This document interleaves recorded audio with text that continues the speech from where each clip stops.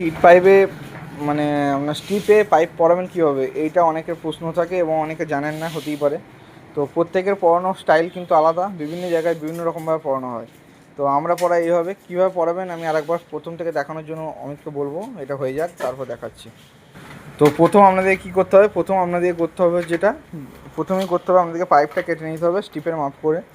আর যদি 120 LED strip হয় তাহলে আপনাদেরকে ইউজ করতে হবে হচ্ছে 7 mm বা 8 mm। আর যদি 240 স্ট্রিপ হয় তাহলে আপনাদেরকে ইউজ করতে হবে হচ্ছে 8 mm। তো দেখতে পাচ্ছেন আমাদের ক্লিয়ার ব্র্যান্ডে এখন স্ট্রিপ পরানো হচ্ছে। এই ব্র্যান্ডটা এখন ভালো চলছে, বিভিন্ন কালার, ওমার সাদা, এই সমস্ত কালারগুলো।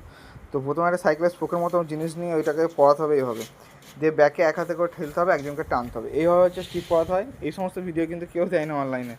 আমি আগেও একটা ভিডিও ছেড়েছিলাম, খুব ভালো রিচ এসেছিলো। আপনারা যারা জানেন না স্ট্রিপ পরাতে, তো অবশ্যই বলবো স্ট্রিপ পরিয়ে নেবেন এইভাবে।